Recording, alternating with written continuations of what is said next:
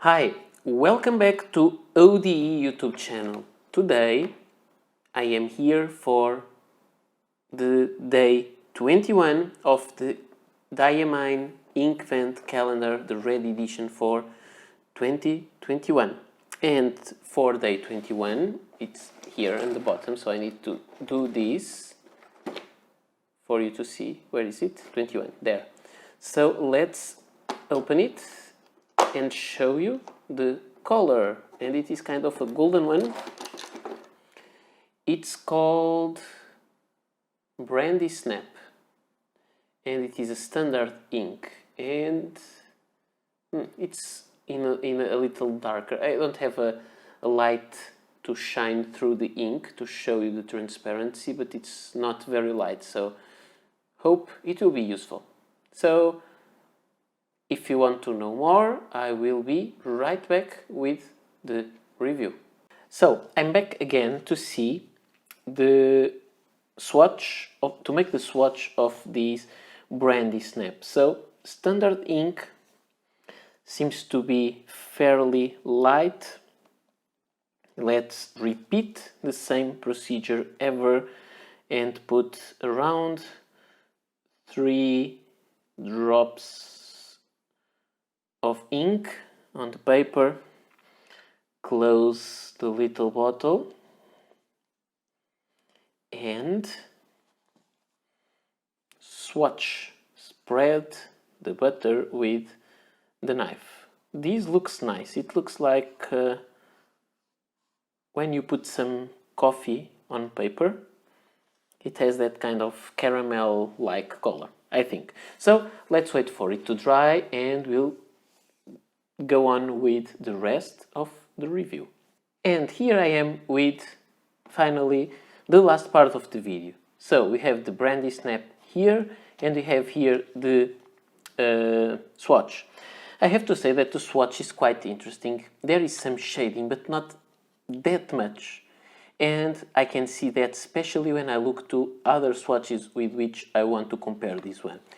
It is not very saturated, you can still easily see the lines, but the color is quite light. It is hard to describe exactly, it's kind of a very light brown.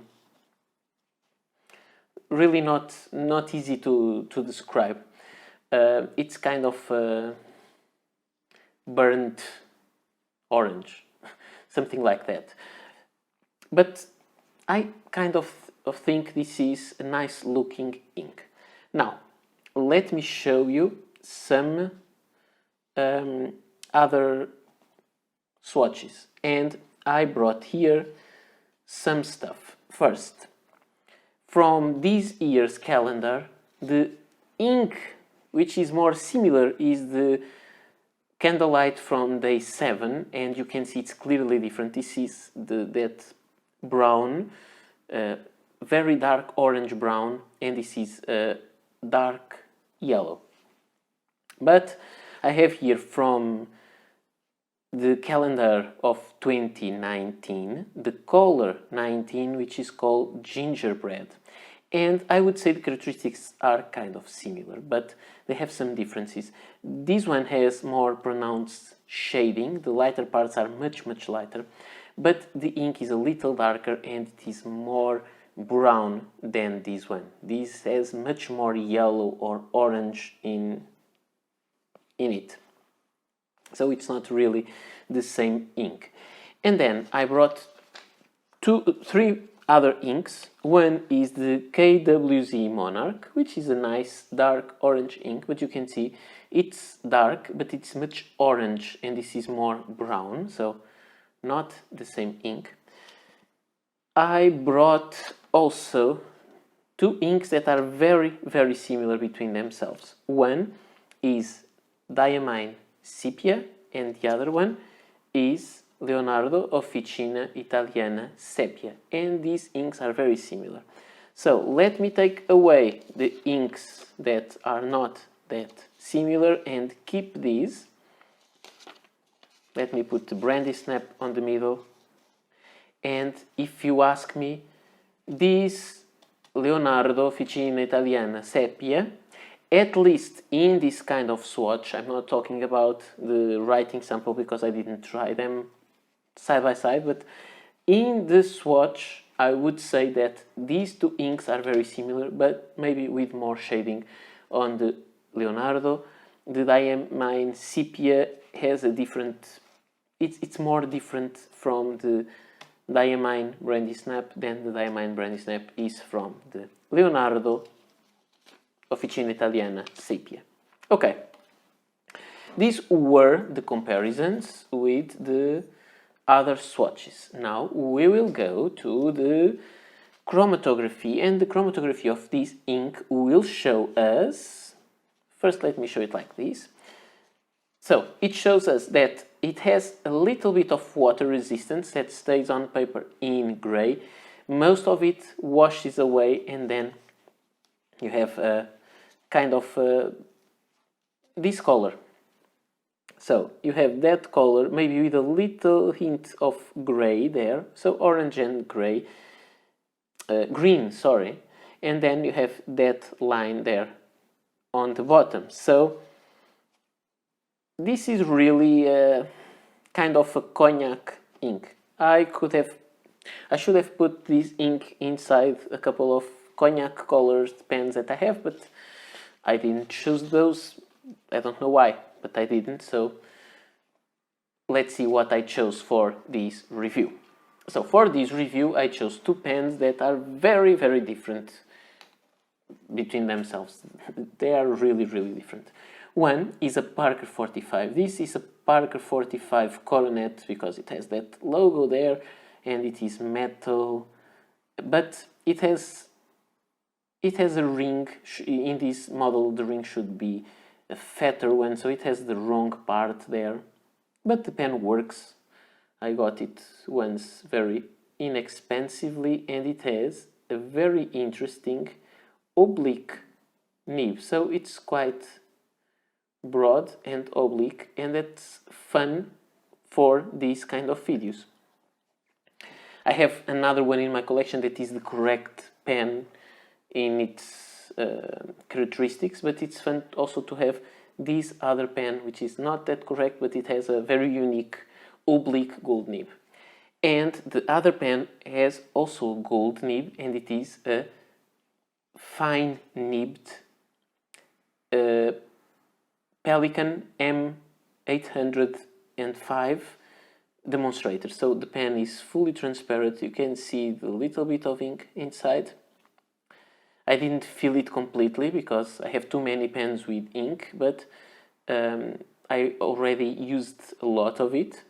And here you have the beautiful rhodium plated gold nib with the Pelikan there. So these were the two pens that I chose. Now let's see how they behaved, or the ink behaved on paper. And I have something here that I want to talk about. I'm not sure where is it visible, if it is. But there was something that I noticed, is that this ink doesn't really like the Pelikan that much.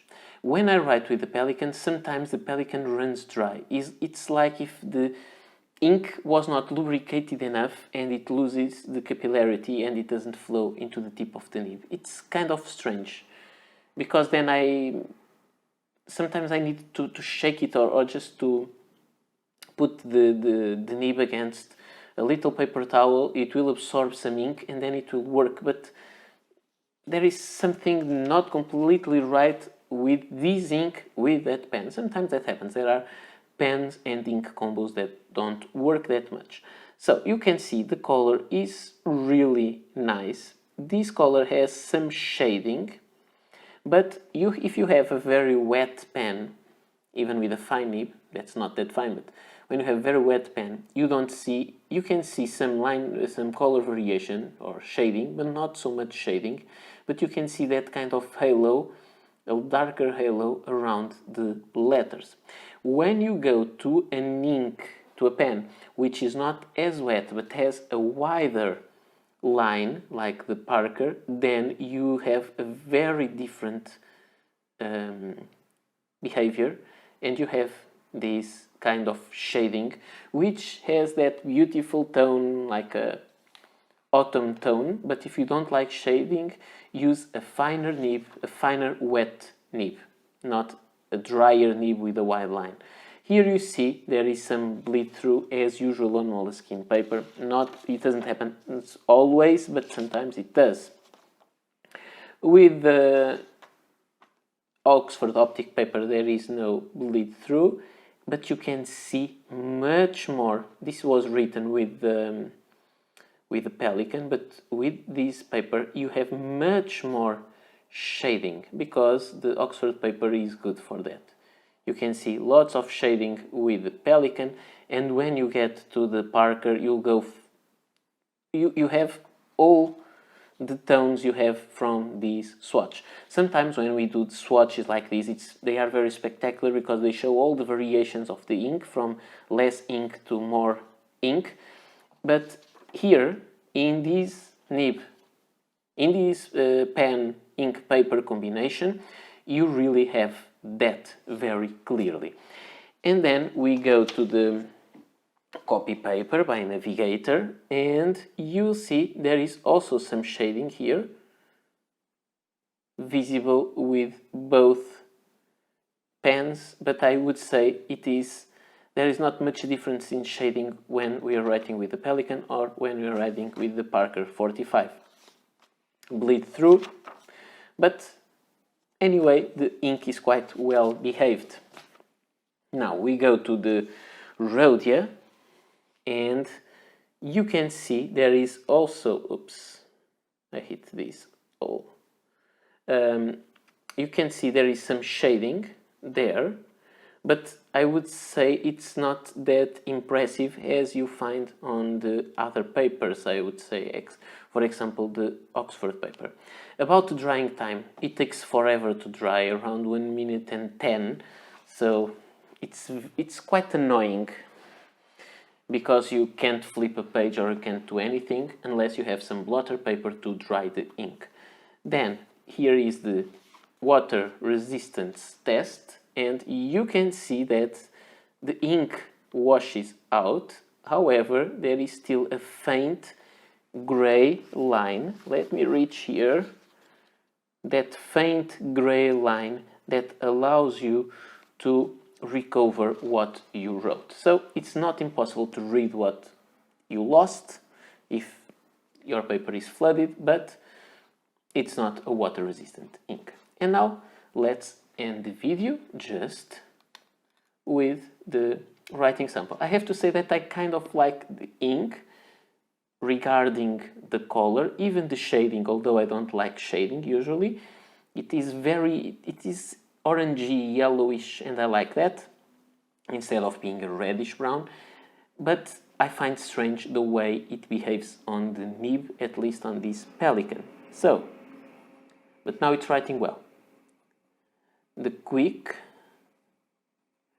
brown fox jumps over the lazy dog. And let's forget about what I said there, that it doesn't shade as much. Look at there, it's shading a lot. So let's forget my previous affirmation. And now with the Parker, because it's an oblique nib, I need to hold it at an angle. So the quick brown fox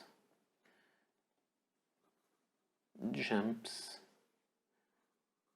over the lazy dog.